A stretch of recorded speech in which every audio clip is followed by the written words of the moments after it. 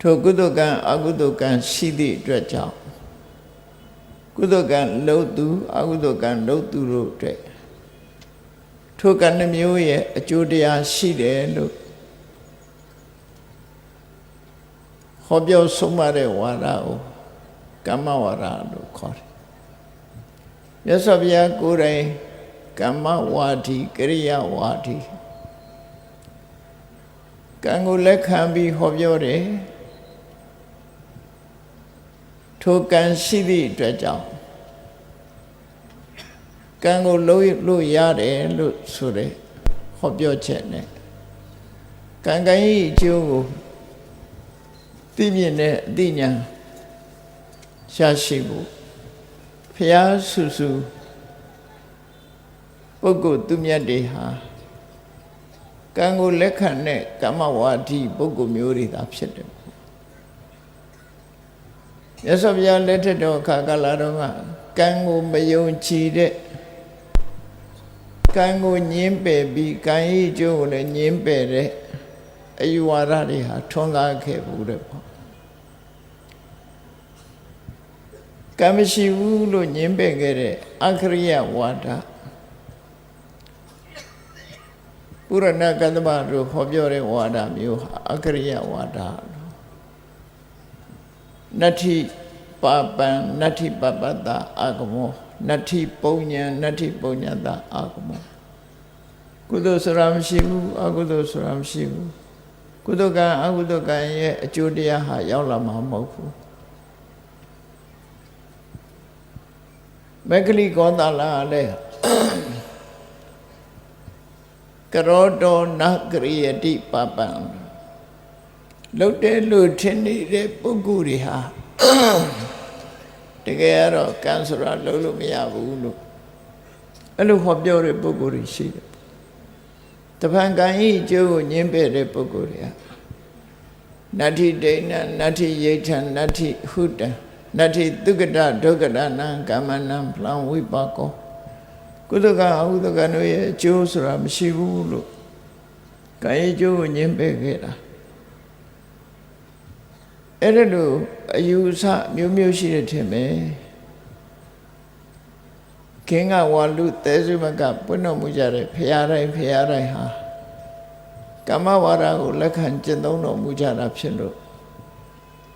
ဘုရားဘာသာဝင်ဖြစ်တဲ့ပုဂ္ဂိုလ်တိုင်းဟာကမ္မတက္ကတာသမ္မာဒိဋ္ဌိကံတိသာလင်မိမိဥစ္စာဖြစ်တယ်လို့သိမြင်တဲ့သမ္မာဒိဋ္ဌိဉာဏ်ရှိဖို့လိုအပ်တယ်ပေါ့ကမ္မတက္ကတာသမ္မာဒိဋ္ဌိဉာဏ်ရှိခြင်းမရှိခြင်းနဲ့ပတ်သက်ပြီးတော့စဉ်းစားကြည့်ပေါ့ကံကံဤအကျိုးကိုယုံကြည်သူနဲ့မယုံကြည်သူဘလို့ကွဲပြားခြားနားနိုင်တယ်လဲဆိုလို့ရှိရင်ကံကံဤအကျိုးကိုမယုံကြည်ဘူးဆိုတဲ့ပုဂ္ဂိုလ်တယောက်တည်းလှုပ်ချင်လှုပ်မဲ့ပုဂ္ဂိုလ်ပဲဖြစ်တယ်ကံကံဤအကျိုးကိုမယုံကြည်သည့်အတွက်ကြောင့်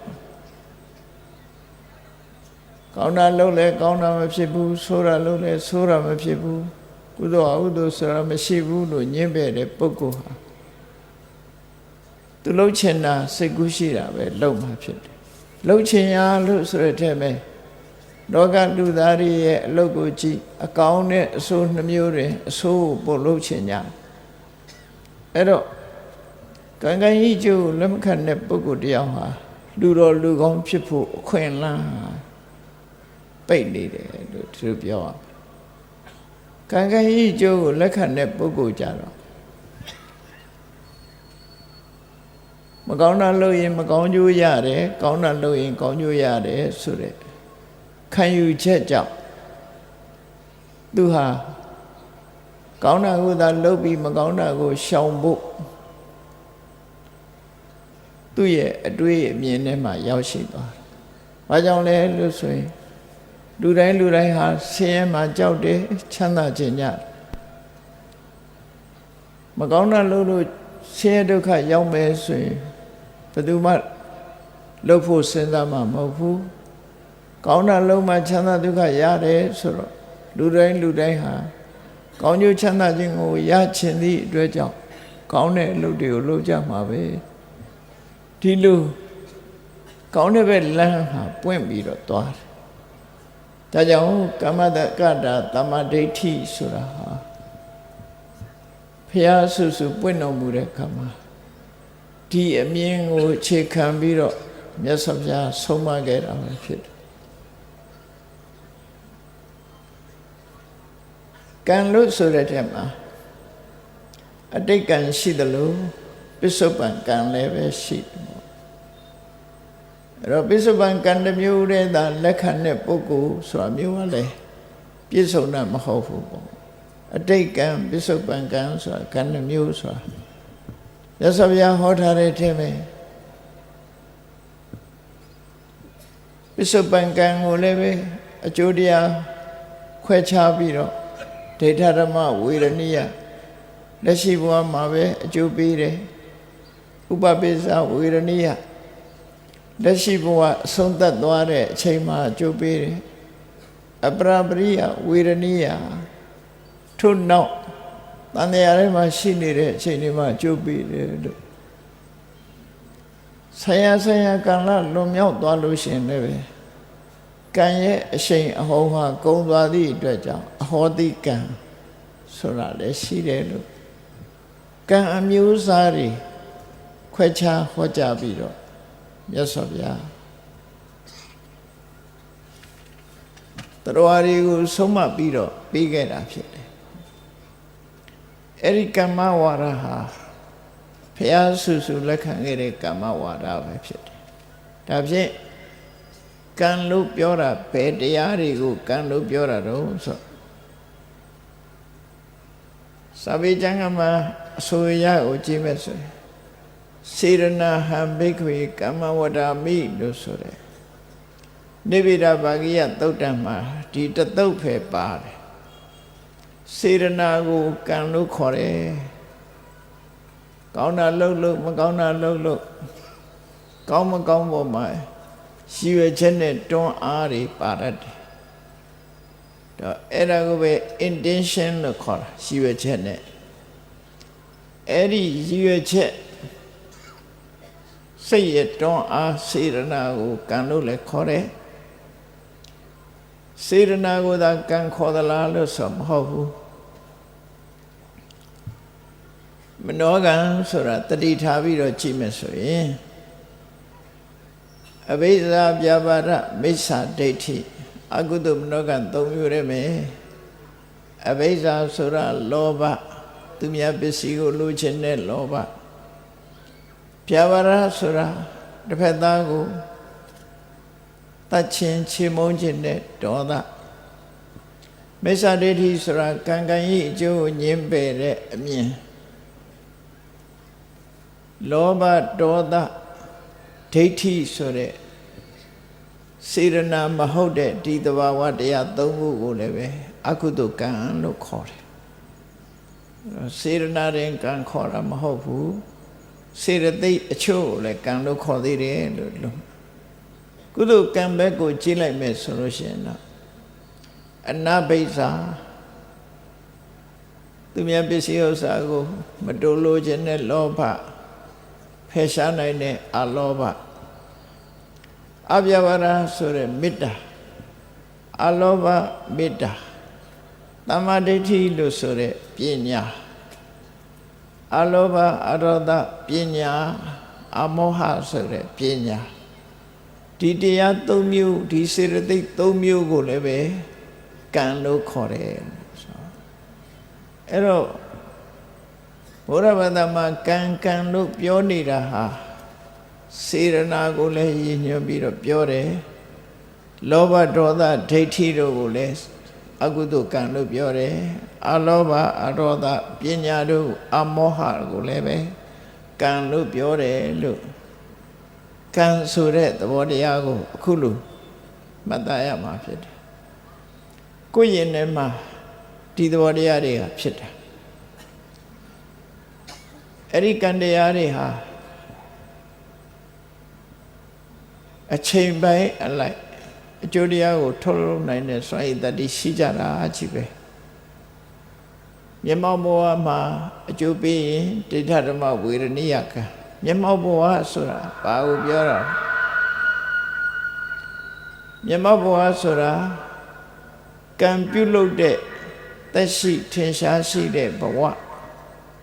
နော်မွေးလာတဲ့နောက်သိဆုံးသွားတယ်ဆိုတဲ့အနေအထားထိတဘဝတာအဲ့ဒါကိုဒိဋ္ဌဓမ္မအဲ့ဒိဋ္ဌဓမ္မမှာအကျိုးပေးတဲ့ကံမျိုးကိုလည်းပဲဒိဋ္ဌဓမ္မဝေရဏိယကံဆိုပါစို့ငယ်စဉ်တောင်ကြီးကလေးဘွားကလှုပ်ပြီးတော့လူလက်ပိုင်းအရွယ်ရောက်တဲ့အခါမှာအကျိုးပေးတယ်သို့မဟုတ်အသက်ကြီးပိုင်းကျမှအကျိုးပေးတယ်ဒါလည်းဒိဋ္ဌဓမ္မဝေရဏိယပဲအခုလို့အခုကျိုးပေးတာတော့မဟုတ်ဘူး9 ရက်အတွင်းကျိုးပေးရင်ရင့်ကျက်တဲ့ဒိဋ္ဌဓမ္မဝေရဏိယကမျိုးပြိပက္ခဝေရဏိယလို့တစ်ခါတည်းသုံးတယ်ပေါ့အဲ့တော့ဒီဘဝအတွင်းမှာလှုပ်ပြီးတော့ဒီဘဝအတွင်းမှာအကျိုးပေးတဲ့ကံမျိုးကိုဒိဋ္ဌဓမ္မဝေရဏိဒီဘဝလှုပ်ပြီးတော့နောက်ဘဝမှာအကျိုးပေးတဲ့ကံမျိုးကြတော့ဥပပိစ္ဆဝေရဏိယကံလို့ခေါ်တယ်ဒီဘဝအဆုံးသတ်လိုက်တာနဲ့တပြိုင်နက်နောက်ဘဝမှာအကျိုးပေါ်လာတယ်ထို့တူပဲဒီဘဝဒုတိယဘဝမှာအကျိုးမပေးဘူးအခွင့်သာတဲ့ဘဝမှာအကျိုးပေးတာကြတော့အပရပရိယဝေရဏိယလို့အဲ့ဒီအချိန်ပိုင်း၃ပိုင်းနဲ့အကျိုးပေးတဲ့ကံတွေအပြင်ဆိုင်ရာအချိန်ပိုင်းဥပမာမဲ့လက်ရှိဘဝမှာအကျိုးမိမဲ့ကံသည်အကြောင်းမညင်ညွတ်လို့အကျိုးမပေးဘူးဆိုရင်အဟောတိကံဖြစ်တယ်ဒုတိယဘဝမှာအကျိုးပေးမဲ့ကံသည်အကြောင်းမညင်ညွတ်လို့အကျိုးမပေးတော့ဘူးဆိုရင်အဟောတိကံဖြစ်တယ်တတိယဘဝကစပြီးနိဗ္ဗာန်ရောက်သည့်အတွင်းဒီအတော်အတွင်းမှာအကျိုးပေးနိုင်တဲ့ကံသည်အကြောင်းမညင်ညွတ်လို့အခွင့်မသာလို့အကျိုးမပေးတော့ဘူးဆိုလို့ရှိရင်သို့မဟုတ်နိဗ္ဗာန်ရောက်သွားပြီဆိုရင်တော့ဟောတိကံဖြစ်သွားတယ်ဟောတိကံဆို expire ဖြစ်တာပြောအချိန်ကုန်သွားစေပစ္စည်းမှာ expire ဖြစ်တာမဟုတ်ဘူးကံတရားလည်းပဲ expire ရှိတယ်ပေါ့နော်အဲ့ဒါလို့ကံတရားတွေအကြောင်းကိုအကျဉ်းချုပ်နားလည်ထားပြီးတော့ထိုကံတရားတွေဖြစ်ပေါ်ဖို့အတွက်အဓိကတွန်းအားပေးနေတဲ့ကိလေသာတွေကဘယ်သူတွေတုံးဆိုရင်အဝိဇ္ဇာဆိုတဲ့မောဟတဏှာဆိုတဲ့လောဘဥပါဒံဆိုတဲ့တဏှာဒိဋ္ဌိအဲ့ဒီအဝိဇ္ဇာတဏှာဥပါဒံဆိုတဲ့တရားတွေဟာဒီကံတွေနဲ့တွဲဖက်ပြီးတော့အကျိုးတစ်ခုထုတ်လို့နေပဋိစ္စသမုပ္ပါဒ်ကိုကြည့်လိုက်မယ်ဆိုရင်ရှေ့ပိုင်းမှာအဝိဇ္ဇာပစ္စယသင်္ခါရပစ္စယဝိညာဏတို့အမှန်မသိမှုသည်အဝိဇ္ဇာမသိလို့တစုံတစ်ခုပြုလုပ်ခြင်းသည်သင်္ခါရကံတရားအဝိဇ္ဇာကကိလေသာသင်္ခါရကကံတရားကံနဲ့ကိလေသာနှစ်ခုပေါင်းပြီးဝိညာဏဆိုတဲ့အကျိုးထုတ်တယ်အဲ့တော့ကံတစ်ခုတည်းကအကျိုးပေးလားဆိုမပေးဘူးဥပမာဘယ်လိုနားလဲရမလဲဆိုရင်တယစီလို့ပြောပါစို့တယစီလေးဟာသူ့ဘာသူဒီတိုင်းထားရင်အပင်ပေါက်မှာမဟုတ်ဘူးမြေနဲ့ရေနဲ့ပေါက်ဆက်မှသူကအညောင်းထွက်နိုင်တယ်အမြင့်သက်ဆင်းနိုင်အဲ့ဒါလိုပဲကံဆိုတဲ့သဘောတရားသည်ကိလေသာနဲ့ပေါင်းဆက်တဲ့အခါမှာသူဟာအကျိုးတစ်ခုထုတ်လုပ်နိုင်မျိုးစေ့တစ်ခုသည်မြေနဲ့ရေနဲ့ပေါင်းဆက်မှအမြင့်သက်ဆင်းတယ်လို့ကံတရားဟာလည်းကိလေသာရဲ့အကူအညီရမှအကျိုးပေးနိုင်တယ်ယန္တာပုဂ္ဂိုလ်ဖြစ်သွားပြီဆိုလို့ရှိရင်ကိလေသာကိုပယ်တတ်လိုက်တာပဲဖြစ်တယ်ကံကိုပယ်တတ်တာမဟုတ်ပေမဲ့ကိလေသာပယ်တတ်လိုက်လို့ရှိရင်ကံတရားကအလုံးမဖြစ်တော့အဲ့ဒါကိုကိလေသာនិရောဓေကမ္မនិရောဓောကိလေသာချုပ်သွားရင်ကံချုပ်တယ် ဒီလိုဆိုလို့ရပေါ့ကံဆိုတာပယ်လို့ရတဲ့အရာမဟုတ်ဘူးကိလေသာသာပယ်လို့ရတာဘာကြောင့်လဲဆိုရင်ကံဆိုတာလုတ်ပြီးသားဖြစ်သွားပြီလုတ်ပြီးသားဖြစ်သွားတဲ့အရာဟာပြန်ယူလို့လည်းမရဘူးပြင်လို့လည်းမရဘူးပြီးသွားပြီလေပြီးသွားတဲ့အရာတစ်ခုဟာပြင်ရင်လို့လည်းမရဘူးပြန်ယူလို့လည်းမရဘူးကိလေသာဆိုတာတော့ဖြစ်ပေါ်လာနိုင်တဲ့အနေအထားတစ်ခုပေါ်မှာတည်ရှိနေတာဖြစ်လို့အနုတ္တယဆိုတဲ့ကိလေသာကိုဖယ်လိုက်လို့ရှိရင်ထိုကိလေသာဟာချုပ်ငြိမ်းသွားတယ်ကိလေသာချုပ်ငြိမ်းသွားလို့ရှိရင်ကံလေးဟာအလုံးမဖြစ်တော့ဘူးလို့ဒီလိုဆိုလို့တဏှာဥပါဒံဆိုတာကံတရားဘဝကမ္မဘဝဆိုတဏှာဥပါဒံဆိုတာကိလေသာကမ္မဘဝကကံတရားအဲ့ဒီမှာလည်းပဲကိလေသာနဲ့ကံပေါင်းစပ်ပြီးဇာတိဆိုတဲ့ဘဝတစ်ခုထုတ်လုပ်တာပဲဖြစ်တယ်အဲ့တော့အချင်းချုပ်မှတ်ထားဖို့ရဘုရားရဲ့တရားတော်ရဘဝကိုဘယ်သူထုတ်လုပ်ထားတော့လို့ဆိုရင်ကံလို့ပြောကြပေမဲ့ကိလေသာနဲ့ကံပေါင်းစပ်ပြီးတော့ဘဝတစ်ခုဖြစ်စေတယ်လို့ဒီလိုမှတ်ထားပရိစ္ဆေသမုပ္ပါဒ်အရာကိလေသာနဲ့ကံတစ်ခုပေါင်းစပ်ပြီးတော့ဘဝတစ်ခုထုတ်လုပ်တာဖြစ်တယ်အဲ့တော့ကံတရားနဲ့ကိလေသာဘယ်ဟာပိုကြောက်စရာကောင်းလဲဆိုရင်ကိလေသာပိုကြောက်စရာကံဆိုတာကုသိုလ်လည်းရှိတယ်အကုသိုလ်လည်းရှိတယ်ကောင်းတဲ့လုပ်ရရှိတယ်မကောင်းတဲ့ကိလေသာဆိုတာတော့အကုသိုလ်တသက်ပဲအဲ့ဒီအကုသိုလ်တသက်ဖြစ်တဲ့ကိလေသာကိုဖယ်နိုင်လို့ရှိရင်ကံတွေဟာအလုံးလုံးဖယ်ပြီးသားဖြစ်သွားတယ်ဒါကြောင့်ကမ္မဝါဒကံတရားကိုလက်ခံထားတဲ့ဘုရားဘာသာဝင်သူတော်စင်တွေဟာမြတ်စွာဘုရားရဲ့အဆုံးအမနဲ့ညီဘယ်လိုနေကြမလဲရသောအဖြစ်လူတွေဟာအတိတ်ကံပေါ်မှာကြည့်ပြီးတော့ကံကောင်းတယ်ကံမကောင်းဘူးလို့ပြောနေကြတယ်ပစ္စုပန်မိမိရဲ့လောက်ရကိုအလေးနဲ့ထားတာသိမရှိတာနော်စီဝါဥစ္စာတိုးတက်ချမ်းသာလို့ရှိရင်လည်းအတိတ်ကံကိုမျှော်မှန်းပြီးကံကောင်းတယ်လို့ပြောကြတယ်ပစ္စုပန်ဘာတွေလုပ်နေတယ်ဆိုတာသိမစင်တာဘူးပစ္စုပန်ဘဝမှာအခြေအနေမကောင်းဘူးဆိုရင်လည်းကံဆိုးတယ်ဆိုပြီးတော့ညှိတွားကြတယ်သို့တော့ပစ္စုပန်ဘဝမှာကိုယ်ပါတွေလုပ်တယ်ဆိုတာကိုတော့အလေးနဲ့သိမထားအဲ့ဒါဟာမှန်ကန်မှုမရှိဘူးအတိတ်ကကိုယ်ပါလုပ်ခဲ့တယ်ဆိုတာသိနိုင်ဖို့ရမရှိဘူးသို့တော့မှန်းဆလို့တော့ရတယ်မှန်းဆတာကိုအနုမန္တဉာဏ်လို့ခေါ်တယ်လက်ရှိဘဝမှာတော့ပစ္စကဉာဏ်ကိုယ်တိုင်သိနိုင်တယ် direct knowledge လို့ခေါ်တယ်ကိုယ်တိုင်သိနိုင်လက်ရှိဘဝမှာကိုယ်ဘာတွေလုပ်နေတယ်ဆိုတာကိုသိလို့ရတယ်အတိတ်ဘဝတုန်းကဘာတွေလုပ်ခဲ့တယ်ဆိုတာသိလို့တော့မရဘူးသို့တော့မှန်းဆကြည့်လို့ရလူတယောက်ဟာဒီဘဝမှာချမ်းသာကြွယ်ဝတယ်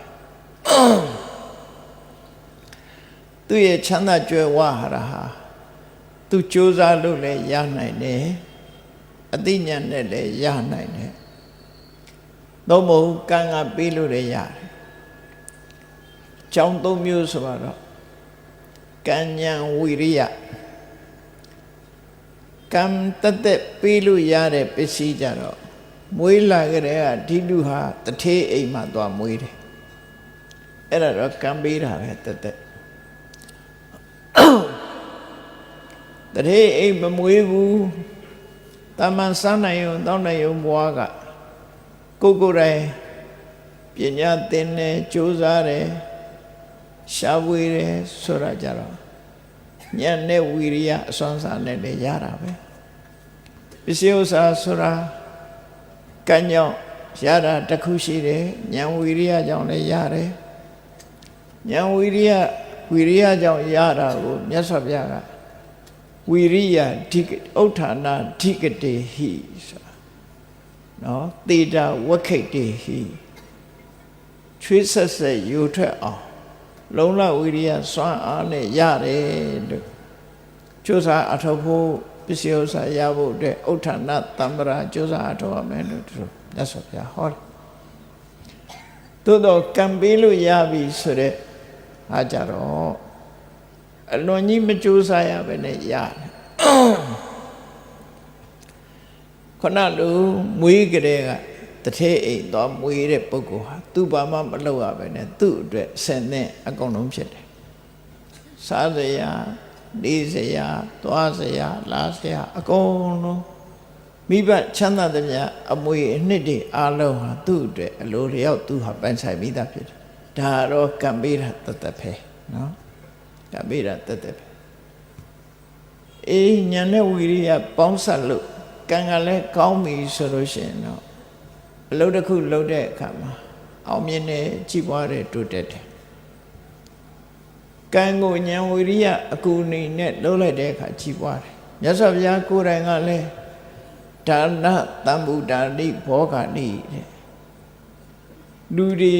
ရရှိခံစားရတဲ့စိစိမ်ဥစ္စာအသုံးဆောင်ပစ္စည်းတွေဟာအတိတ်ဘဝကဌာနကောင်းမှုလုပ်ခဲ့လို့သာရတာဖြစ်တယ်ဒါလည်းသေချာစဉ်းစားကြည့်မှန်တယ်။ဘာကြောင့်လို့ဆိုတဲ့အခါမှာရချင်လို့ကြိုးစားအထောက်တဲ့ပုဂ္ဂိုလ်တိုင်းသည်စီဝါဥစ္စာရရလားမရဘူး။ဖာကံမှာမြေကြီးအောင်ရောက်သွားတဲ့လူတွေအများကြီးပဲ။နော်။ကံကောင်းတဲ့ပုဂ္ဂိုလ်အချို့သာရေမဆေးကြောက်ကလေးပါလေးတွေ့ပြီးတော့စားနိုင်တောက်နိုင်ဖြစ်သွားတာ။ဘာမှမရဘဲနဲ့မြေကြီးအောင်ရောက်သွားတဲ့ပုဂ္ဂိုလ်တွေအဲ့တော့ရှင်ပြိုင်ပြီးတော့လုပ်တဲ့အခါမှာကံရှိတဲ့ပုဂ္ဂိုလ်ရတော့ရာဓုဂုံသိင်စိစိမ်ဥစ္စာဆိုတဲ့နေရာမှာလည်းပဲကံပါတယ်နော်ကံပါတယ်ကံဆိုတာအကတ်ကိုပြောတာမဟုတ်ဘူးလူကြီးနဲ့သိလို့ရတဲ့ဟာပြောတာမဟုတ်ဘူးကံပါလာလို့ရှိရင်အခွင့်အလမ်းကိုကသူ့ဘက်ရောက်လာတယ်နော်သူ့ဘက်ရောက်လာတော်တာမတော်တာတဲ့သူဟာအခွင့်အလမ်းကိုသူစီရောက်လာတချို့ကျတော့ဘလောက်ပဲတော်မိုးပြန်အောင်တော်နေအခွင့်အလမ်းပိတ်သွားတယ်အဲ့ဒါကြတော့ကံလို့စဉ်းစားရမှာဖြစ်တယ်ဒါကြောင့်မို့ဒီဘဝမှာပစ္စည်းဥစ္စာချမ်းသာကြွယ်ဝတယ်ကျမ်းမာရေးကောင်းတယ်ဆိုရင်လူတွေကပြောကြတယ်လေဒါနကောင်းတယ်ဟိုဘဝသီလတွေကောင်းတယ်ဒါကြောင့်မို့အသက်ရှည်တာကျမ်းမာတာနဲ့ပြောကြအဲ့ဒါအနုမာနလို့ခေါ်တယ်အကျိုးကိုကြည့်ပြီးတော့အကြောင်းတရားကိုဖော်ထုတ်တာ inference လို့အင်္ဂလိပ်လိုခေါ်တယ် inference direct knowledge မဟုတ်ဘူးသူကတချမ်းပဲအသိအနုမာနဆိုတာတချမ်းပဲပဲအသိဘာကိုသိတော့ဆိုအကျိုးတရားကိုသိတယ်အကျိုးတရားကိုကြည့်ပြီးတော့အကြောင်းတရားကိုဖော်ထုတ်တာဖြစ်တယ်ဆိုပါစို့ဒီဘဝမှာရုပ်ဆင်းအင်္ဂါလှလှပပမျက်နှာကြည်ကြည်လင်းလင်းပုဂ္ဂိုလ်မျိုးတွေ့အော်ဟိုဘဝတုန်းကမေတ္တာရှိခဲ့တဲ့ပုဂ္ဂိုလ်ပဲမေတ္တာထားတဲ့ပုဂ္ဂိုလ်ပဲမှတ်ဆလို့ရတယ်အကျိုးကြည့်ပြီးတော့အကြောင်းမှတ်ဆအကြောင်းကြည့်ပြီးတော့လည်းအကျိုးကိုပြောလို့ရတယ်ဥထုံးလွင်ကြီးမသိခင်ကပြောတယ်မဟုတ်လားပင်လယ်ထဲမှာလေဖိအားနဲ့ရပ်ဝန်းဖြစ်ပေါ်နေတယ်ဘယ်နေ့မုန်တိုင်းဝင်လိမ့်မယ်ဆိုပစ္စုပန်ကြည့်ပြီးအနာဂတ်ကိုဟောတာအဲ့ဒါကြတယ်ပစ္စုပန်အခြေအနေကြည့်ပြီးတော့အနာဂတ်ကိုဟောလို့ရလူငယ်လူရွယ်လေးတွေလည်းလိမ့်လိမ့်မာမာနဲ့ကြောင်းမှန်မှန်တက်တယ်မိဘဆရာစကားနားထောင်တယ်စာကြိုးစားတယ်ဆိုတဲ့ကလေးတွေတွေ့ပြန်တော့လေအော်ဒီကလေးလေးကြည့်ရင်တော့ကြီးပွားအောင်မှာပဲတို့ပြောကြတယ်ဒါလည်းဘာကိုကြည့်ပြောတာတော့ဆိုပစ္စုပန်ကိုကြည့်ပြော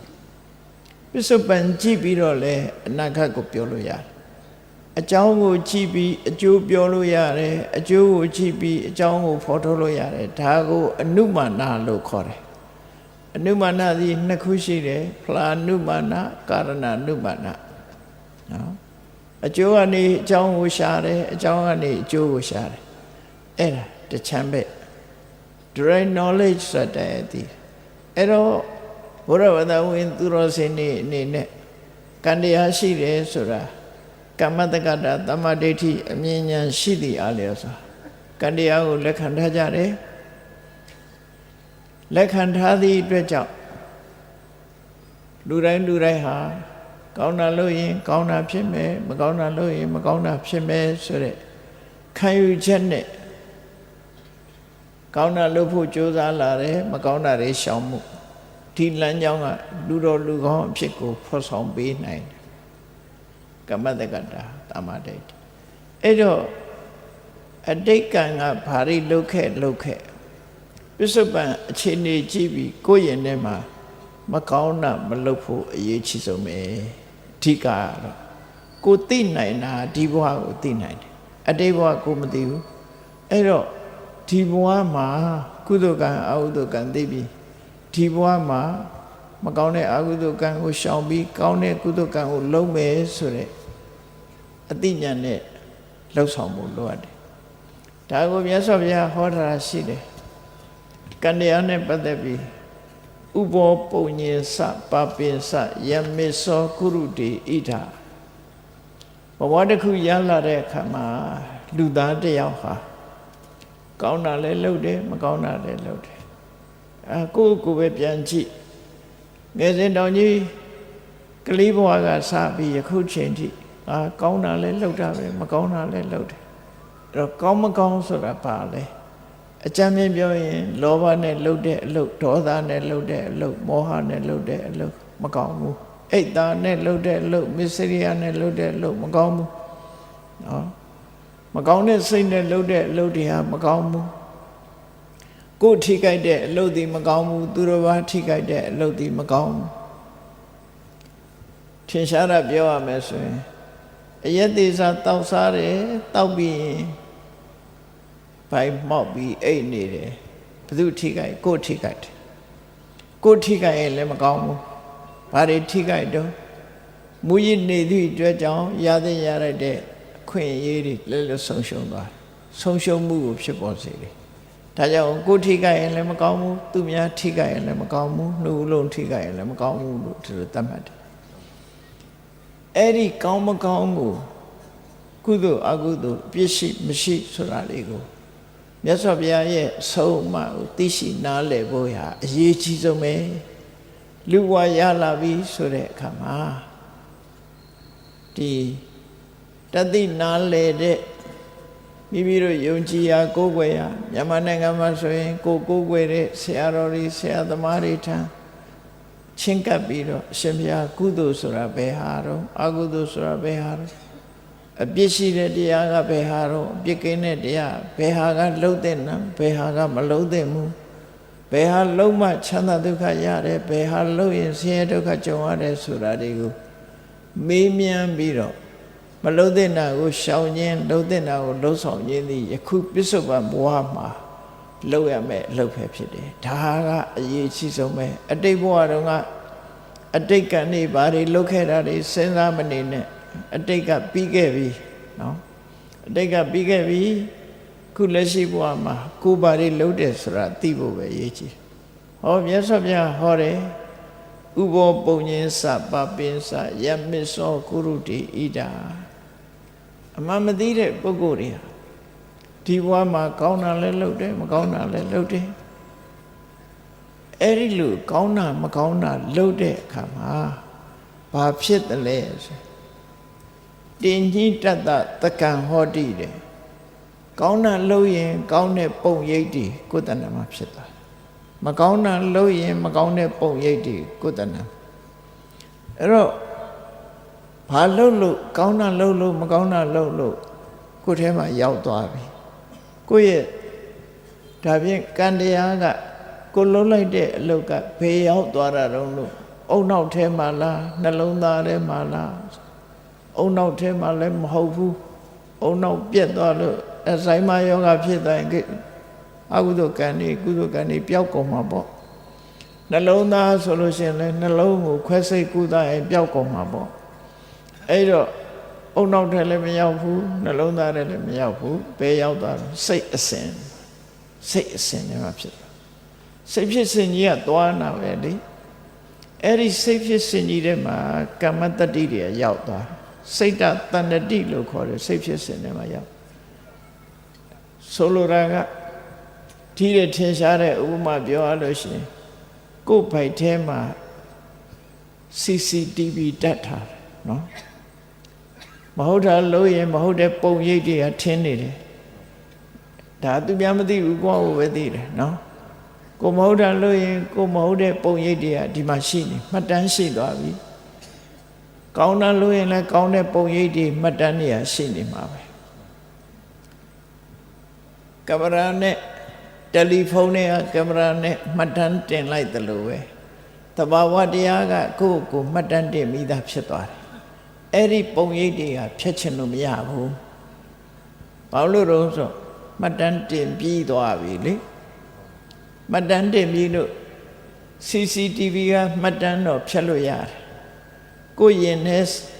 စိတ်အစဉ်နဲ့မှဖြစ်သွားတာဖြတ်လို့မရတော့ဘူးဘာကြောင့်လဲဆို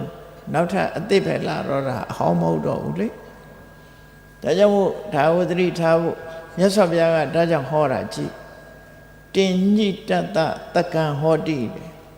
ကိုလှုပ်လိုက်တဲ့မကောင်းမှုကောင်းမှုသည်ကိုပိုင်နာဖြစ်သွားတယ်ကိုစီရောက်သွားပြီကိုပုံရိပ်တွေအနေနဲ့သိမ့်ပြီးသားဖြစ်သွားပြီတဲ့ဒါဖြင့်ပုံရိပ်အနေနဲ့ဒီဘဝဒီခန္ဓာထဲမှာသာသိမ့်ပြီးတော့နောက်ဘဝကျတော့လွတ်သွားသလားဆိုတင်္စအာရယခိစ္စတိအဲ့ဒါပါသွားမှာတဲ့နောက်ဘဝပါသွားဒီဘဝထားခဲ့တာကကိုယ်ပိုင်တဲ့ပစ္စည်းတွေထားခဲ့ရမယ်ကိုယ်ခန္ဓာကိုယ်ကြီးထားခဲ့ရမယ်ပိုင်ဆိုင်မှုတွေယာတုဂုဏ်သိမ်းတွေစီစဉ်ဥစ္စာတွေအလုံးထားပြီးသွားသို့တော့ကိုယ်နဲ့အတူပါလာမှာတော့ကိုယ့်ရဲ့ပုံရိပ်တည်ပါလာမှာပဲဖြစ်တယ်တင်သတ္တအနုကံဟောတိဆာယဝအနပါယိနိလူသွားလေရလူရဲ့အရေးဟာပါနေသလိုပဲတဲ့ကောင်းတဲ့ပုံရိပ်မကောင်းတဲ့ပုံရိပ်ဒီဘဝတန်တရားမှာပါနေမှာပဲဒါမြတ်စွာဘုရားဟောတဲ့ကံအကြောင်းတရားပဲเนาะအဲ့တော့အတိတ်ကံတွေကိုမစင်စားနဲ့ဒီလောက်ကြီးကိုအခုလိုမြတ်စွာဘုရားရဲ့အဆုံးအမမြတ်ဗုဒ္ဓရဲ့အဆုံးအမကိုရနေတဲ့အချိန်လေးမှာကိုယ့်ကိုအကောင်းဆုံးဖြစ်အောင်ပြင်အကောင်းဆုံးဖြစ်အောင်ပြင်မကောင်းတဲ့ပုံရိပ်တွေကိုယ်ထဲမရောက်အောင်ကောင်းတဲ့ပုံရိပ်တွေရအောင်ကိုယ့်ကိုယ်ပဲလုပ်အောင်ဘာလို့ဆိုရင်ကိုယ့်ရင်ထဲမှာမကောင်းတဲ့ပုံရိပ်တွေများလာရင်တန်တရားမှာမကောင်းတာတွေပဲဖြစ်မှာပဲကောင်းတဲ့ပုံရိပ်တွေရောက်မှကောင်းတဲ့အားဖြစ်တယ်ဒါကြောင့်မြတ်စွာဘုရားကတတိပိဆုံးမတယ်အတ္တနိစေပိယံစဉ္ညာနတ္နံပပေနတန်ယုစေကိုယ်စဉ်းစားခိုင်းတာတယ်မင်းကိုမျက်နှိုးသလားနော်ကိုကောင်းစားစေခြင်းသလားကိုပဲတမိုးထားသလားကိုချမ်းသာတာကြည့်ခြင်းသလားဆိုရင်ဘာလို့မျက်နှိုးတယ်တမိုးထားတယ်ဆိုရင်နတ္နံပပေနတန်ယုစေမကောင်းတဲ့အကုသိုလ်စိတ်တွေကိုယ်တဏ္ဍမှာမရောက်စေနဲ့မကောင်းတဲ့ပုံရိပ်တွေကိုယ်စီမှာမထင်စေနဲ့ဒါတော့ကိုလုံးလို့ရတာနော်အတိတ်ဘဝဟာပြီးခဲ့ပြီကိုပြင်လို့မရတော့ဘူးအခုဘဝမှာကိုပြင်လို့ရကိုကြိုက်တဲ့ပုံရိပ်ကိုပြင်လို့ရဒါကြောင့်မို့လို့လူတွေဟာကိုယ့်လက်ထဲမှာပဲရှိတယ်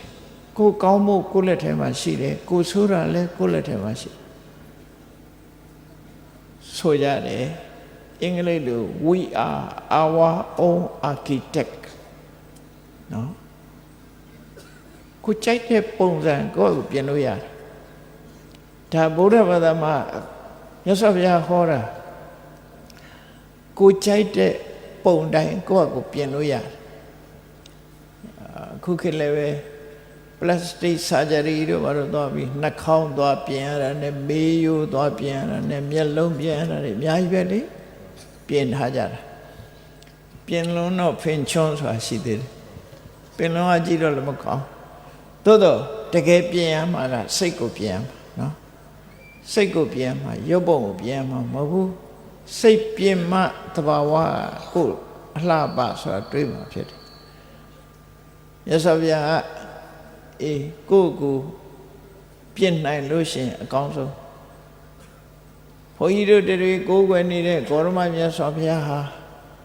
လေးသိချင်းတဲ့ကဘာတသိမ့်မတိုင်မီကသူ့ကိုယ်သူပုံပြင်းလာခဲ့တာဖြစ်တယ်ဒီပင်ကရမြတ်စွာဘုရားနဲ့တွေ့တဲ့အခါသူဟာအထွတ်ထိပ်ရောက်နေပြီပြင်ဆင်မှုရဲ့အထွတ်ထိပ်ရောက်နေဒါကြောင့်ဒီပင်ကရမြတ်စွာဘုရားသူမိရာယသိရဲ့အခြေအနေပစ္စုပန်အနေထားကိုကြည့်ပြီးတော့weather telecast လို့ပါ weather cast ရာသီဥတုကိုညွှန်းဆိုသလိုပဲ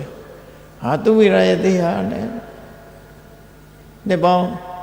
ကဘာပေါင်းလေးသိန်းချီနဲ့တသိန်းကျော်တဲ့အခါမှာဘုရားဖြစ်လိမ့်မယ်ဘာကိုကြည့်ပြီးတော့ဆုံးဖြတ်တာလဲဆိုပစ္စုပန်သူ့ရဲ့ဆန္ဒလို့ဝိရိယစိတ်ဓာတ်ကြံခိုင်မှုနဲ့ဝိမာန်ဆိုတဲ့အသိပညာတွေကိုကြည့်ပြောတယ်ဘယ်နေ့မုန်တိုင်းဝင်လိမ့်မယ်ဆိုတာဘာကြည့်ပြောတာပင်လယ်ထဲမှာလေပြင်းအနေရဝန်းနဲ့အခြေအနေဖြစ်ပေါ်နေတာကိုကြည့်ပြီးပြောတာပဲလေအဲ့ဒါကို prophecy ဗျာဒိတ်စကားဆိုတာအနာဂတ်တွေဟောတာခဏခေတ်တောင်ပြောလို့ရသေးတာမြတ်စွာဘုရားလိုထူးခြားထက်မြက်တဲ့သဗ္ဗညုတဉာဏ်ရှိတဲ့ပုဂ္ဂိုလ်ဟာပစ္စုပန်လောကကိုကြည့်ပြီးဗျာဒိတ်စကားပြောကြတာဟာအနာဂတ်ကိုဟောညွှန်းဆိုပြီးတော့ဟောလိုက်တာပဲဖြစ်တယ်သူမိရာယသိရဲ့ရှင်ထဲမှာရှိတဲ့ဆန္ဒကြိုးပမ်းအထောက်မှုဝိရိယသူ့ရဲ့စိတ်ဓာတ်သူ့ရဲ့အသိဉာဏ်တို့ကိုကြည့်ပြီးတော့ကောရမဘုရားဖြစ်လိမ့်မယ်ဆိုတာကိုကြွပြီးတော့ဟောကိန်းထုတ်လိုက်တာပဲဖြစ်တယ်ပေါ့အဲ့ဒါသူလည်းပဲငကိုယ်တော့ကတာမန်ပုဂ္ဂိုလ်တယောက်ပဲတာမန်ပုဂ္ဂိုလ်ဘဝကနေပြီးတော့ကိုယ့်ကိုယ်ပုံဖော်လိုက်တဲ့အခါနောက်ဆုံးမှာအမြင့်မြတ်ဆုံးဘုရားထီအောင်ဖြစ်တယ်ဒါကြောင့်မို့ဘုရားဝဇဝင်သူတော်စင်များအနေနဲ့ we are our own architect ငါဟာငါရဲ့ပုံဖော်မဲ့ဆရာငါကိုယ်တိုင်ပဲကိုယ့်ဘဝကိုပုံဖော်ရမှာဆိုတာလေးကိုမမေ့ပဲနဲ့ကိုယ့်ဘဝကိုအကောင်းဆုံးဖြစ်အောင်မြတ်ဗုဒ္ဓရဲ့အဆုံးအမနဲ့ညီပုံဖော်ဖို့ကြိုးစားကြပါနော်အကောင်းဆုံး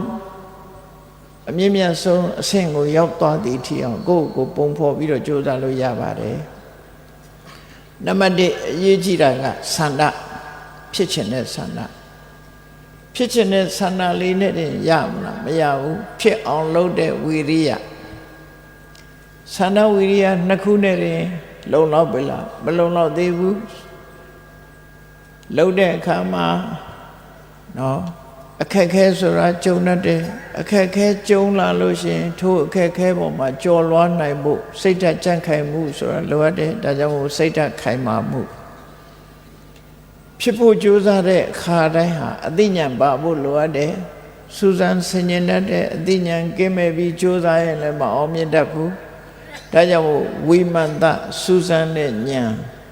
လေ့လာသုံးသပ်တဲ့ဉာဏ်မျိုးရှိရမယ်ဟောဆန္ဒရှိမယ်ဝိရိယရှိမယ်စိတ်ဓာတ်ကြံ့ခိုင်မယ်ဝိမာန်တဆိုတဲ့ညာရှိမယ်ဆိုရင်အတိတ်တုန်းကကိုယ်ဘာဖြစ်ခဲ့ပစ္စုပန်ဘဝမှာကိုယ့်ကိုအောင်ကောင်းအောင်ပြင်ရမယ်ဆိုတာကိုတတိချထားကြဖို့လိုအပ်တယ်ပေါ့ဒါဗုဒ္ဓဘာသာတို့ရဲ့အခွင့်အရေးပဲဒီပြင်ဘာသာတရားတွေသွားမေးကြည့်ဘုရားသခင်ရဲ့အလိုတော်ကြဘာမှပြင်လို့မရဘူးเนาะဘုရားသခင်ရဲ့အလိုတော်ချလို့ဖြစ်သွားတဲ့အခါမှာဘာပြင်လို့ရအောင်မတော့မရတော့ဘူးဘုရားကြိုက်တဲ့အတိုင်းနေဖို့ပဲရှိတယ်နော်ဘုရားသခင်ရဲ့အလိုတော်ချဖြစ်သွားဘုရားဘာသာတွေမှာဘုရားသခင်ရဲ့အလိုတော်ချဆိုတာမရှိဘူးကိုယ့်ရဲ့ဆန္ဒကိုယ့်ရဲ့လုံလဝိရိယကိုယ့်ဟာကိုယ်ဆုံးဖြတ်ချက်နော်လှုပ်တဲ့နာနဲ့မလှုပ်တဲ့နာကိုယ်ပိုင်ဆုံးဖြတ်ချက်ကိုယ့်ရဲ့အသိဉာဏ်ဒါတွေကိုအသိမှတ်ပြုထားတဲ့အသိအမြင်ရတဲ့ဘဝမှာကိုယ့်ကိုယ်ပြင်မှုစ조사ကြရမယ်မစ조사ရင်တော့နော်ဒီလမ်းကြောင်းဟာပျောက်သွားမှာပဲဖြစ်တယ်ပေါ့အေးဒါကြောင့်မို့ဘုရားရဲ့ကမ္မဝါဒမှာမြတ်စွာဘုရားရဲ့အဆုံးအမတွေဟာအမှန်တမ်းအရေးကြီးတယ်မကောင်းတာလုံးမိပြီးရင်ဘုရားဘာသာမှာစိတ်ညစ်နေเสียမလိုဘူး အမှန်သိဖို့ပဲလိုတယ်လူတယောက်ဟာဒီဘဝမှာမကောင်းတာလှုပ်တာလည်းရှိတယ်ကောင်းတာလည်းလှုပ်တယ်မကောင်းတာလည်းလှုပ်တယ်အဲ့တော့ကိုလုံးဝမှာကပါတော့ကိုတန်မိုးထားရင်မကောင်းတာထပ်မလှုပ်ဖို့ဒါအရေးကြီးတယ်ဘာကြောင့်မကောင်းတာမလှုပ်နဲ့လို့မြတ်စွာဘုရားဟောတယ်လဲဆိုရင်နာဟိတံသုလပံဟောတိဒုက္ခံဒုက္ခတကာရိနာမကောင်းတာလှုပ်ပြီးချမ်းသာဒုက္ခရဖို့ဆိုတာမဖြစ်နိုင်ဘူးတဲ့မလွယ်ဘူးတဲ့ဒါကြောင့်မို့မကောင်းတာလှုပ်ပြီးကောင်းတာရခြင်းလို့မဖြစ်ဘူးတဲ့ကောင်းတာရခြင်းကောင်းတာပဲလှုပ်ဖို့လိုတယ်ဒုက္ခကိုလိုခြင်းကောင်းတာလှုပ်ဒုက္ခကိုကြောက်တယ်ဆိုရင်ကောင်းတာကိုပဲလှုပ်လို့မြတ်စွာဘုရားဒီလိုခေါ်တာနော်အဲ့တော့ဘလောက်ကျင့်တတ်เสียကောင်းဘလောက်ကျင့်တတ်เสียဘုရားသခင်ရဲ့အလိုတော်ကြဆိုပြီးလက်မြောက်ပြီးအရှုံးပေးเสียမလိုဘူးကိုယ်အလိုကြပဲမြတ်စွာဘုရားရဲ့အဆုံးအမနဲ့ညီကိုယ်အလိုကြကိုကြိုက်တဲ့ပုံကိုဖော်လို့ရကိုကြိုက်တဲ့ပုံကိုကြိုက်တဲ့အတိုင်းကိုပုံဖော်လို့ရတယ်ကုသိုလ်ကိုကံအကုသိုလ်ကံလို့နှမျိုးရှိတဲ့တည်းပဲအကုသိုလ်ကံကလည်းပဲကြောက်เสียကောင်းတယ်လို့ကုသိုလ်ကံကလည်းပဲမျက်နှိုးเสียကောင်းတယ်အကုသိုလ်ကံလုပ်ရင်တော့ဆိုးကျိုးရမှာပဲကုသိုလ်ကံလုပ်မှကောင်းကျိုးချမ်းသာကိုရဒါကိုမြတ်စွာဘုရားကဆုံးမသွန်သင်ပေးတာပဲဖြစ်တယ်အဲ့တော့အကုသိုလ်မလုံးပြီးဖို့ဟာအမတ္တမအရေးကြီးဘုရားဝတ္တဝင်သူတော်စင်နေနဲ့ဆုတောင်းတာနဲ့ဘုရားသခင်ရှေ့ဆုတောင်းတာကိုတူတယ်လို့တချို့ကထင်တယ်မတူဘူးဘုရားဝတ္တတွေဆုတောင်းမှုကတော့ကောင်းမှုတစ်ခုလုပ်ပြီးတဲ့အခါဒီကောင်းမှုကြောင့်ဘာဖြစ်ပြရစေကိုလှုပ်အားကိုတမိုးထားတဲ့သဘောပဲရှိတယ်God bless ဘုရားသခင်က blessing ပေးတော်မူပါဆိုတာမျိုးမဟုတ်ဘူးเนาะအဲ့လိုမျိုးတောင်းလို့ကတော့ရှားတယ်လို့တော့မကြဘူးเนาะရှားတယ်လို့လည်းမကြဘူးတောင်းကြည့်ပေါ့အဲ့တော့တကယ်ကတော့ကိုယ့်ရင်နဲ့နှလုံးထဲမှာတန်မိုးရှိတဲ့စွမ်းအားတွေကုသိုလ်တွေဖြစ်ဖို့ကုသိုလ်ဖြစ်ဖို့ဆိုရင်လူတွေကထင်တယ်ဒါနလုံးမှကုသိုလ်ဖြစ်တာလားနော်ဆိုအဲ့ဒါလိုကြီးလည်းမဟုတ်ဘူးဒါနကကုသိုလ်တစ်ခုအနေနဲ့သာပြောတာအရေးကြီးဆုံးကတော့ကိုချင်းတရားအရေးကြီးတယ်နံပါတ်1သီလဆိုရယ်ကိုချင်းတရားအရေးကြီးဘာကြောင့်အရေးကြီးတော့ဆိုတော့ကုသိုလ်မှန်သမျှကိုထိမ့်သိမ့်နိုင်စွမ်းရှိတာသီလသာလည်းဖြစ်တယ်ပေါ့သီလကုသိုလ်ဟာသာလည်းကုသိုလ်မှန်သမျှကိုထိမ့်တာဒါကြောင့်မို့သီလကိုဥပဒါရဏဆိုတဲ့အဓိပ္ပာယ်နဲ့ရှင်သေစီသည်သင်္ကြီးရွှေခွဲမှသာတည်တယ်လို့တန်ဖိုးရှိတဲ့ကုသိုလ်တရားတွေဟာသီလပေါ်မှာတည်တယ်လို့ဆိုတာသီလကိုယ်တိုင်ကလည်းပဲကုသိုလ်ပဲသီလပြက်ပြားပြီဆိုရင်တခြားကုသိုလ်တွေလည်းရိုးကြပျက်စီးသွားနိုင်တယ်အဲ့တော့ဒီသီလဟာဘယ်ပေါ်မှာအခြေခံတာတော့ဆိုလို့ရှိရင်အရှက်တရားနဲ့အကြောက်တရားဟိရိယတပတ်နှစ်ခုပေါ်မှာအခြေခံတယ်အရှက်အကြောက်ရှိဖို့လိုတယ်အရှက်တယ်ဆိုတာဘာပြောတာတော့ဆိုရင်မဟုတ်တာလို့ရမှရှက်တယ်မဟုတ်တာကိုယုံမုန်းတယ်နော်အဲ့ဒါကိုဟိရိလို့ခေါ်တယ်မဟုတ်တာလို့ရမှကြောင့်ပတ်ဝန်းကျင်ကိုမဟုတ်တာလို့ရင်ပတ်ဝန်းကျင်ရဲ့အပြောဆိုခံရမှကြောက်တယ်ဥဒ္ဒပအဲ့တော့ဟိရိဆိုတာကိုယ်သိက္ခာကိုယ်ထိန်းတာဥဒ္ဒပဆိုတာပတ်ဝန်းကျင်ကိုလေးစားတာနှစ်ခုရှိကိုယ်လည်းထိန်းရမယ်ပတ်ဝန်းကျင်ကိုလည်းလေးစားလူဆိုတာအတိုင်းဝိုင်းနဲ့နေတာကိုချင်းသီလရှိဖို့အတွက်ဟိရိနဲ့ဥဒ္ဒပရှိဖို့လိုတယ်ဟိရိဆိုတာသူများကိုရှက်တာမဟုတ်ဘူးမဟုတ်တာလောက်ရမှာကိုယ်စိတ်ကကိုမနှိမ့်မြို့တာဟိရိနော်ပတ်ဝန်းကျင်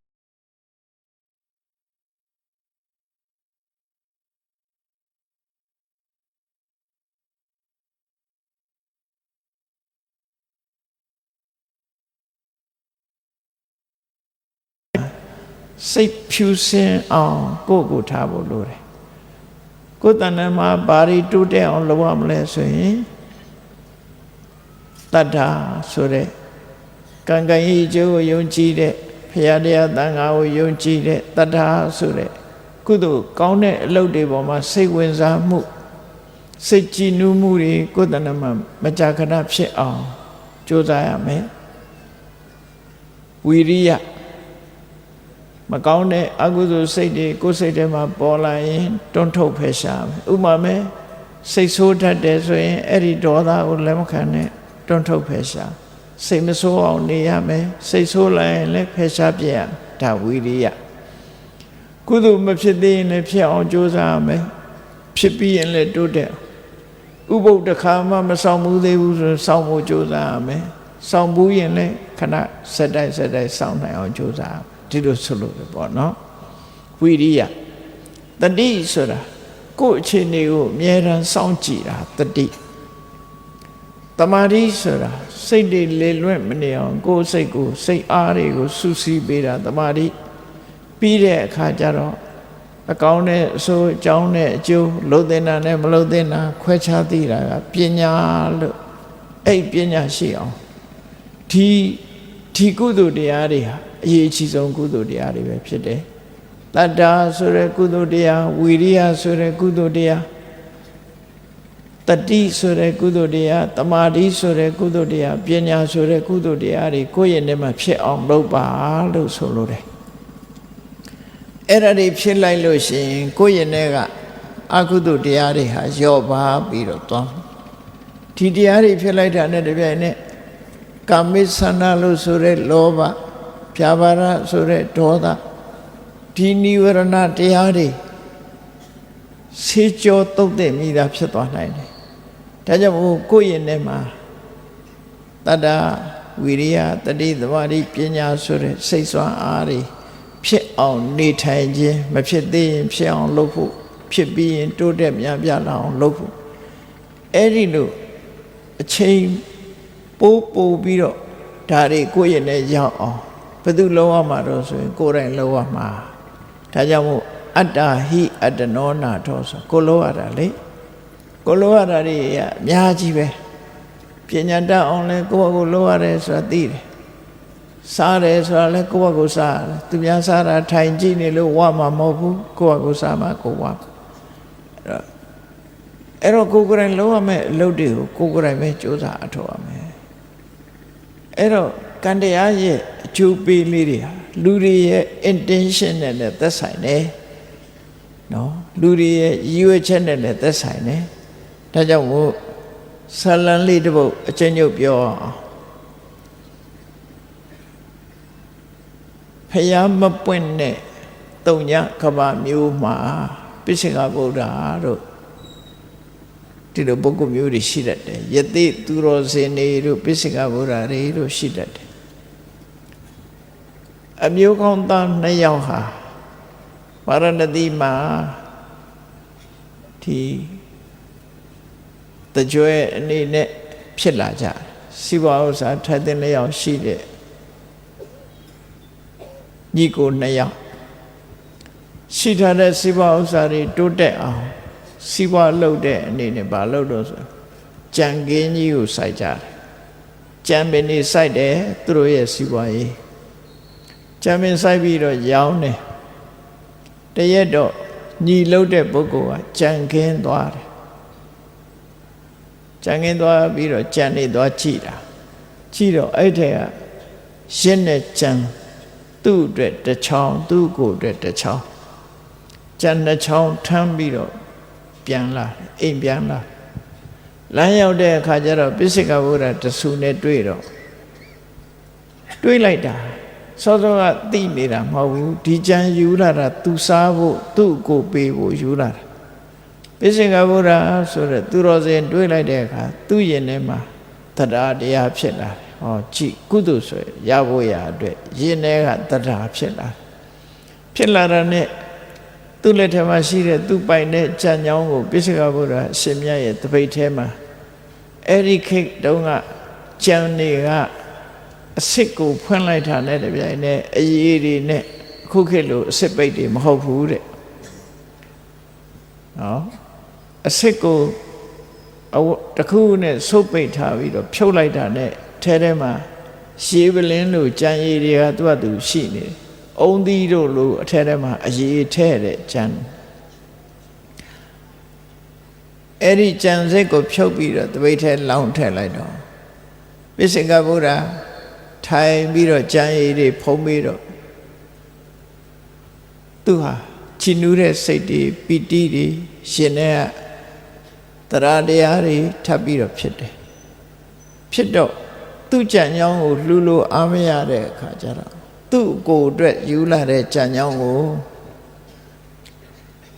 အကိုကတောင်းလို့ရှိရင်အဖိုးအခရင်လည်းပေးမယ်သို့မဟုတ်ကုသိုလ်ရဲ့အမျှရင်လည်းပေးမယ်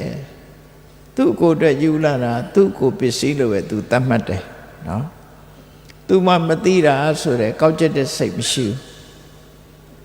အဲ့ဒီသူ့ကိုယ်အတွက်ယူလာတဲ့ခြံကြောင်းကိုလည်းဖွင့်ပြီးတော့တပိတ်ထဲလောင်းထည့်ပြီးပိစိကဗုဒ္ဓရှင်မြတ်ကခုနက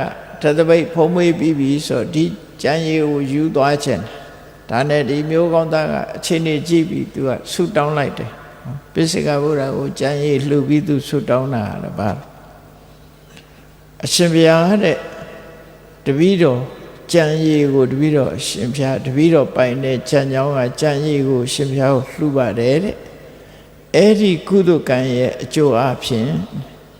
တပည့်တော်သည်လူဘုံနတ်ဘုံတို့မှာ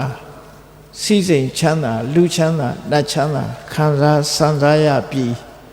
နောက်ဆုံးဘဝမှာအရှင်ဘုရားမျက်မှောက်ပြုတဲ့တရားမျိုးကိုမျက်မှောက်ပြုပြရစေနှုတ်ကထွက်ပြီးတော့သူဖြစ်ချင်တာကိုပြောလိုက်တယ်ဒါ intention လို့ခေါ်တယ်ဆုတောင်းတယ်လို့လည်းပြောကြတယ်နော်သူရဲ့ရည်ရွယ်ချက်ကဒီကြံလူရတဲ့ကုသိုလ်ကြောင့်နဲ့လူစည်းစိမ်နတ်စည်းစိမ်ခံစားပြရစေခံစားပြီးတဲ့နောက်ဆုံးကြရင်တော့အရှင်ဘုရားသိတဲ့တရားမျိုးသိပြရစေလို့ဆုတောင်းတော့ပိစိကဗုဒ္ဓလည်းကဲတကားတောင်းတဲ့ဆုပြည့်ပါစေဆိုပြီးသူ့ကိုယ်ရဲ့ကြံကြောင်းရတဲ့ကြံရည်တွေကိုယူပြီးတော့ပိစိကဗုဒ္ဓ900နဲ့မျှဝေပြီးတော့ဖုံးပေးတယ်နော်သူမြင်ရအောင်လဲပြတယ်အဲ့ဒါလို့နဲ့ပိစိကဗုဒ္ဓနဲ့တွေ့လို့ကြံကြောင်း2ချောင်းစလုံးလှူလိုက်ပြီးအိမ်ပြန်ရောက်တဲ့အခါကျတော့သူ့ကိုယ်နဲ့တွေ့တော့မင်းပဲသွားတာတော့ကြံခင်းသွားတာမြတ်မင်းကြံကြောင်းလေးပါလိမယူခဲ့ဘူးလားလို့ဆိုရှင်းပြတယ်သူကကြံကြောင်း2ချောင်းယူခဲ့တယ်ပိစိကဗုဒ္ဓနဲ့တွေ့တယ်လှူခဲ့တယ်အကိုကြံကြောင်းလဲကျွန်တော်ကလှူရတာအာမရလို့ထပ်ပြီးတော့လှူလိုက်တယ်အဲ့ဒီကြံအတွက်အဖိုးအခလိုချင်တယ်ဆိုလည်းပဲအဖိုးအခပေးပါမယ်ကုသိုလ်အမြလိုချင်တယ်ဆိုလည်းကုသိုလ်အမြပေးပါမယ်ဆိုသူကဘာပြောတော့ငါကြံကြောင်းကိုလှူလိုက်တော့ပိစိကဗုဒ္ဓဘာလုပ်တော့အကိုကြံရည်တွေကိုတော့သပိတ်နဲ့ယူသွားပြီးပိစိကဗုဒ္ဓ900နဲ့မျှဝေပြီးတော့ဖုံးမေးတာကိုတွေးလိုက်တယ်ဆိုအဲ့ဒီချိန်မှာအကိုလုံးတဲ့ပုဂ္ဂိုလ်ကပြောနေတဲ့အချိန်သူ့ရင်နဲ့နှလုံးထဲမှာပီတိတွေဖြစ်တာဟာငါကြံကြောင်းပိစိကဗုဒ္ဓ900တောင်ဖုံးပေးတယ်ဆိုပါလားရင်ထဲကဒါသူကိုယ်တိုင်လှူခဲ့တာမဟုတ်ဘူးနော်သူပိုင်တဲ့ပစ္စည်းကိုသူညီကလှူခဲ့တာအဲ့ဒီမှာပီတိတွေဖြစ်ပြီးတော့သူကဆူတောင်းလိုက်တာဘလို့တောင်းတော့ဆိုအဲ့ဒီကုသိုလ်ကောင်းမှုကြောင့်နဲ့ပိစိကဗုဒ္ဓအရှင်မြတ်သိမြင်တဲ့တရားဓမ္မကိုသိပြရစေတခွန်းနဲ့ပဲတောင်းတယ်သူကလူချမ်းသာနတ်ချမ်းသာမပါဘူးပိစိကဗုဒ္ဓသိတဲ့တရားမျိုးပဲသိချင်တယ်အဲ့ဒါလို့ညီကို2ယောက်ဟာတယောက်နဲ့တယောက်ဆူတောင်းခြင်းမတူဘူးတယောက်ကတော့လူချမ်းသာနတ်ချမ်းသာခံစားပြီးအဆုံးသွန်သောဘဝဆိုတာလေးပါသူကတော့ပိစိကဗုဒ္ဓသိတဲ့တရားပဲသိပြရစေလို့ဆုပန်လိုက်တယ်အဲ့ဒါလို့နဲ့သူတို့ညီကို2ယောက်ဟာကုသိုလ်ကောင်းမှုတွေပြုပြီးယင်ထဲမှာကုသိုလ်အပြည့်နဲ့ဘဝဆုံးသက်သွားတဲ့အခါမှာ2ယောက်စလုံးနတ်ပြည်ရောက်သွားကြတယ်ကံဆိုတာအဲ့ဒါတော့ကိုလှုပ်တာတွေကကိုရတာအဲ့တော့နတ်ပြည်ရောက်သွားတဲ့အခါမှာနတ်စည်းစိမ်ချမ်းသာခံစားလို့နတ်သက်ကုန်တဲ့အခါမှာဘယ်ဘဝမှ ထာဝရနေလို့မရဘူးနတ်သက်ကုန်တဲ့အခါမှာလူပြေကိုပြန်ရောက်လာကြပြန်တယ်လူဖြစ်မွေးဖွားလာကြပြန်တယ်ကံအားလျော်စွာဖြစ်တယ်အဲ့ဒီအချိန်မှာဝိပဿနာမြတ်စွာဘုရားပွင့်တဲ့အချိန်နဲ့သွားကြုံတယ်ဝိပဿနာမြတ်စွာဘုရားပွင့်တယ်ဝိပဿနာမြတ်စွာဘုရားကတရားဟောတယ်အဲ့ဒီမှာသူတို့ညီကိုနှစ်ယောက်ကလည်းပဲဗန္ဓုမတိဆိုတဲ့မြို့မှာသွားပြီးတော့ညီကိုနှစ်ယောက်ပဲသွားဖြစ်တယ်အကြီးကအကြီးပဲအငယ်ကအငယ်ပဲဖြစ်တော့ဒီအကြီးရဲ့နာမည်ကသေနာအငယ်ရဲ့နာမည်ကအပရာစိတာဆိုပြီးညီကိုနှစ်ယောက်အဲ့ဒီမှာသွားဖြစ်ပြန်အကြီးလှတဲ့သေနာဆိုတဲ့အကိုကတော့ဝိပဿနာမြတ်စွာဘုရားကျောင်းတော်သွားပြီးတရားနာတယ်မြတ်စွာဘုရားကသစ္စာလေးပါးရှင်းလင်းဟောကြားပြီးမြတ်သောအကျင့်ကျင့်မှုကျင့်နည်းတွေကိုဟောကြားဆုံးမတဲ့အခါမှာသူ့ရင်ထဲနှလုံးထဲမှာတရားတရားတွေဖြည့်ပြီးဒီအကျင့်ကိုကျင့်ကျင့်တဲ့စိတ်တွေထက်သန်လာလို့မြတ်စွာဘုရားစီသင်္ကန်းဝတ်ပြရစေလို့ခွင့်တောင်းတယ်အေးဘသူကိုခွင့်ပန်စရာရှိတဲ့လူရှိရင်အဲ့ဒီလူစီကခွင့်တောင်းမအောင်လို့ဆိုတော့သူ့ညီစီသွားပြီးပစ္စည်းတွေအကုန်လွှဲအပ်ပြီးသူကရဟန်းဝတ်လိုက်တယ်ဝိပဿနာမြတ်စွာဘုရားရဲ့လမ်းညွှန်မှုပြုတဲ့ဝိပဿနာကျင့်စဉ်ကိုကျင့်လိုက်တဲ့အခါမှာသူကယန္နာပုဂ္ဂိုလ်ကြီးဖြစ်သွားတယ်သူဆုတောင်းတော့ကလည်းပဲပိစိကဗုဒ္ဓအရှင်မြတ်သိတဲ့တရားကိုပဲသိပြရစေလို့သူကဆုတောင်းတာဒါကြောင့်မို့သူကနတ်ဘဝရောက်ပြီးနောက်ထပ်လူဘဝမြန်မဲသူကတန်တရားဝကလွတ်သွားတယ်ညီလုံးတဲ့ပုဂ္ဂိုလ်ကတော့လူချမ်းသာနတ်ချမ်းသာဆိုတာတွေကိုသူထက်တောင်းလိုက်တဲ့အခါဝိပဿနာမြတ်စွာဘုရားနဲ့တွေ့တော်လည်းပဲသူစိတ်ကမစွန့်လွတ်နိုင်ဘူးမိသားစုဘဝကိုမယုံထွက်နိုင်ဘူးမယုံထွက်နိုင်တော့သူ့ကိုသေနဆိုတဲ့မထေရချက်ကပြီးတော့နောင်တော်ကြီးကတော့ကိုဘဝကိုလွတ်ရလွတ်ချောင်းနိဗ္ဗာန်တရားကောင်းကိုကျင့်ကြံကြိုးကိုအထောက်နဲ့ညီလေးကတော့နောင်တော်ကြီးလို့မလုံးနိုင်သေးဘူးတဲ့မိသားစုတန်ရောစင်နေနဲ့သူမလုံးနိုင်ဘူးဒါကြောင့်မို့ဘဝကလွတ်ရလွတ်ချောင်းကုသိုလ်ကောင်းမှုလုပ်ဖို့သူ့ကိုလမ်းညွှန်ပါဆိုတော့သေနဆိုတဲ့ယဟနာမထေရမြတ်ကအဲ့ဒါဆိုရင်ဝိပဿနာမြတ်စွာဘုရားသရင်သုံးမှုခန္ဓာကိုယ်ကြီးကြောင်းဆောက်လှူလို့ပြောလိုက်တယ်သူ့ညီကိုကြောင်းဆောက်လှူခိုင်းတယ်ကြောင်းဆောက်လှူဆိုတော့ဝမ်းမြောက်ဝမ်းသာပဲရတနာတွေစီချဲတဲ့အကောင်းဆုံးအလှပဆုံးကြောင်းတစ်ဆောင်ကိုဆောက်လို့လှူဒန်းတယ်လှူဒန်းရုံနဲ့မကဘူးကြောင်းပတ်ဝန်းကျင်မှာရတနာတွေကျဲဖြန့်ပြီးတော့ထားတယ်နော်ယရနာတွေကျဲဖြန့်ပြီးတော့ထားကြောင်းပြီးလို့သူ့နောင်တော်စီလျှောက်တယ်မြတ်စွာဘုရားသရင်သုံးမှုလျှောက်ထားပေးပါဘာကြောင့်လို့ဆိုရင်ကုသိုလ်ကောင်းမှုဆိုတာအသုံးပြုရင်ပို့ပြီးတော့အကျိုးကြီးတယ်လို့ကြားဘူးတယ်မြတ်စွာဘုရားဒီကြောင်းမောကိုသရင်သုံးပေးပါလို့လျှောက်ခိုင်းအဲ့တော့အကိုလုံးတဲ့သေနာမထေရမြတ်စွာဘုရားစီလျှောက်တော့မြတ်စွာဘုရားလည်းကြွလာပြီးတော့ကျောင်းသားရောက်တဲ့အခါကျတော့ဖះကျောင်းမောမတက်ဖက်နဲ့ရက်နေရက်နေတော့အရှင်ဘုရားကြွပါဖះဆိုလဲမြတ်စွာဘုရားမကြွဘူးသုံးချိန်လောက်လျှောက်တဲ့အခါကျတော့သေနမထေရကိုကြည့်လိုက်တယ်လှမ်းပြီးတော့ကြည့်လိုက်တယ်ပါဇက်ကမပြောဘူးမြတ်စွာဘုရားအမူအရာနဲ့ပဲပြတယ်အဲ့တော့သေနမထေရကသိတယ်ငါညီတဲ့မြတ်စွာဘုရားမင်းလျှောက်တဲ့ကျောင်းပတ်ဝန်းကျင်မှာလောင်းထားတဲ့ယရနာတွေကျောင်းမှာဆင်ထားတဲ့ယရနာပစ္စည်းတွေကအလွန်များတယ်အဲ့ဒါတွေကိုမြတ်စွာဘုရားထိန်းနိုင်မှာမဟုတ်ဘူးတဲ့ယရနာပစ္စည်းတွေကိုထိန်းမှာမဟုတ်ဘူးတဲ့ အကယ်၍ဒီတိုင်းတက်နေလိုက်လို့ရှင်လေဖះစီလာတဲ့လူတွေဟိုလူကတလုံးကောက်ဒီလူကတလုံးကောက်နဲ့ကုန်မှာပဲတဲ့အဲ့ဒါကြရင်မင်းကဖះပေါ်မှာပြစ်မှားလိမ့်မယ်တဲ့နော်သူယရဏပစ္စည်းတွေကြောင်းကိုလှူထားတာဖះကဆောင်းရှောက်ဖို့မရဘူးဆိုပြီးတော့ဖះပေါ်မှာပြစ်မှားရင်မင်းဒုက္ခရောက်လိမ့်မယ်အဲ့တော့ရှောက်အရှင်ဘုရားယရဏပစ္စည်းတွေအတွက်အရှင်ဘုရားကြောင်းညမဲ့တရင်သုံးတော်မူပါဆောက်ရှောက်တာသူတောင်းယူပါမယ်ဆိုတာလေရှောက်လောကလူတွေဆိုတာလေကောင်းတာဆိုယူကြမှာလေအဲ့ဒါဘုရားကဘယ်လိုလုပ်ပြီးတော့ဆောက်ရှောက်လို့ရမှာတော့ဒါကြောင့်မို့မြတ်စွာဘုရားအမူအရာနဲ့ပြတဲ့အခါကျတော့ရှင်ဘုရားတဲ့ဒီတာဝန်တွေကိုအကုန်လုံးတပည့်တော်တာဝန်ထားပါအရှင်ဘုရားနေယုံမဲ့တရင်သုံးယုံမဲ့သုံးပါဆိုမှမြတ်စွာဘုရားအကြောင်းမကြွမြို့ရဲရွာတဲ့ကိုသူကသွားကြည့်ညာတယ်သူ့မှာရွယ်ချက်နှစ်ခုရှိတယ်ဆင်းရဲတဲ့လူတွေဘုရားစီရောက်တရားနာဓမ္မအတိတွေရကြမှာပဲ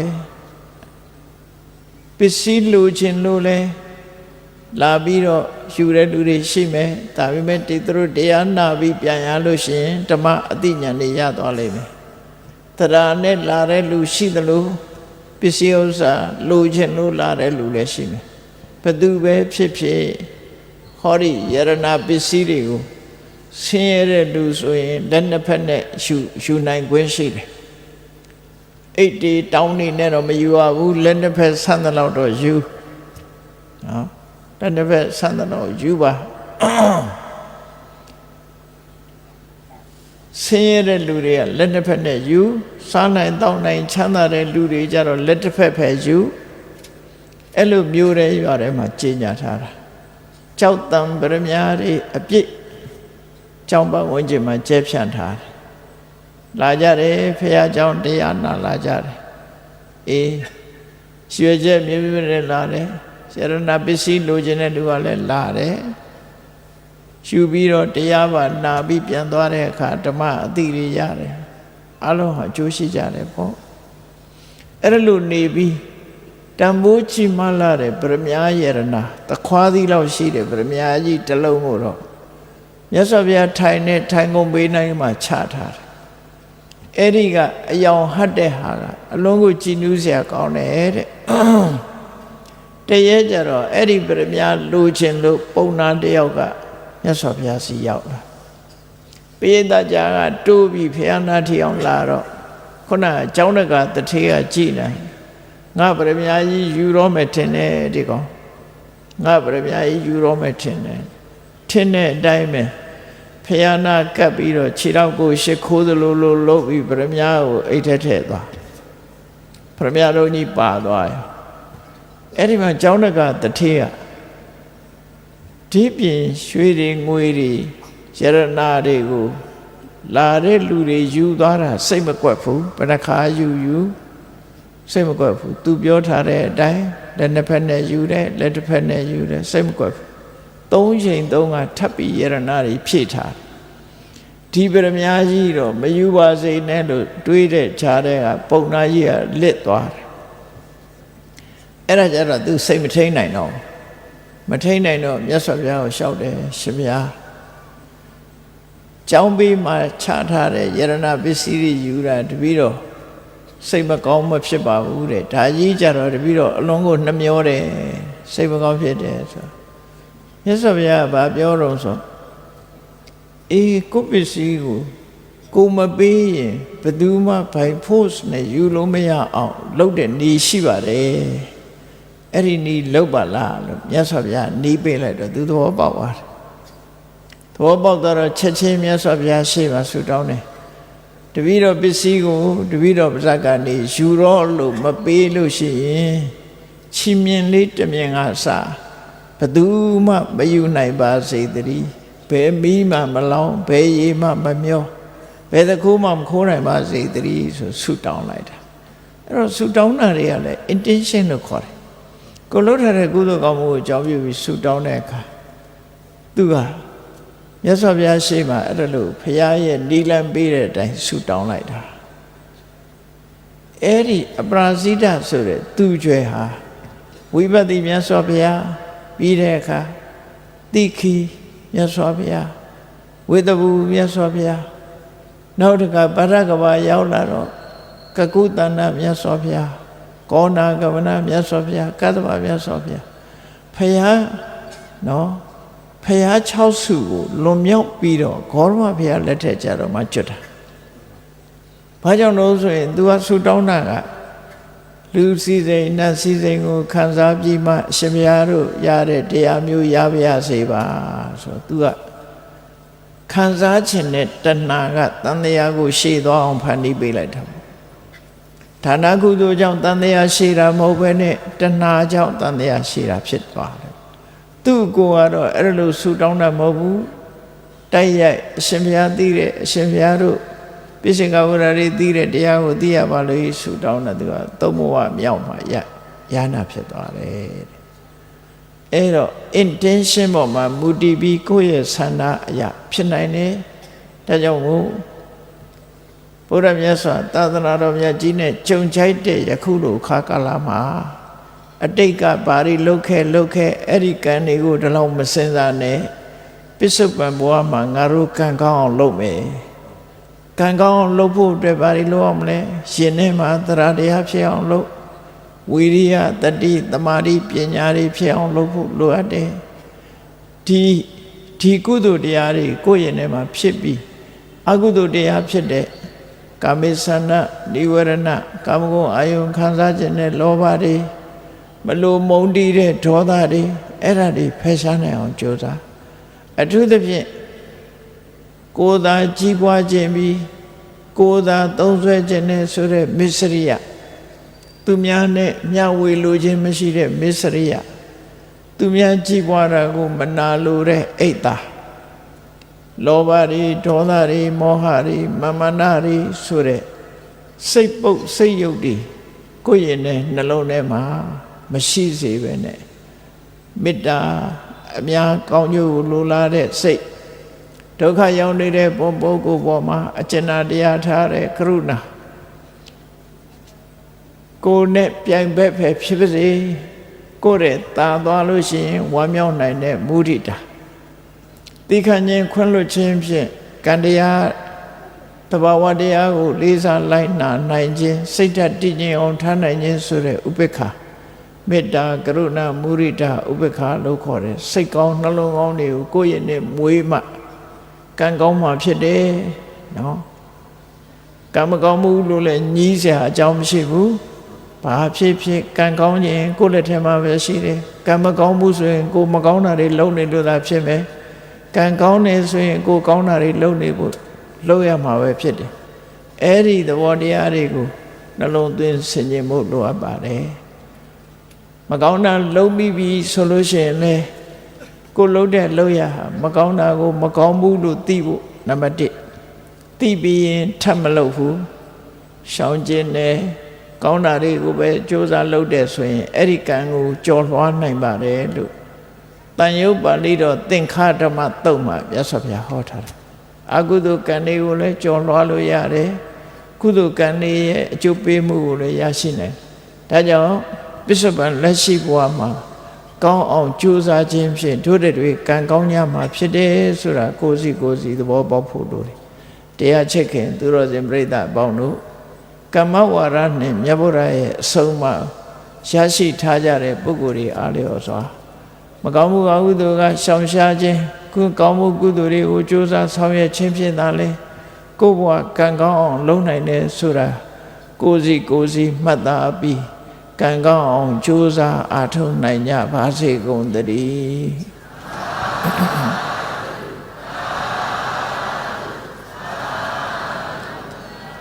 မေတ္တာပို့ရအောင်တတ္တဝါများစွာဖေးရန်กว่าချမ်းသာကြပါစေမေတ္တာရေချမ်းသုံးငါဖြံငြိမ်းချမ်းကြပါစေမေတ္တာရေချမ်းသုံးငါဖြံငြိမ်းချမ်းကြပါစေ သက်ရှိကျမ်းမာစိတ်ချမ်းသာလိုရာဆန္ဒပြည့်ပါစေသက်ရှိကျမ်းမာစိတ်ချမ်းသာလိုရာဆန္ဒပြည့်ပါစေ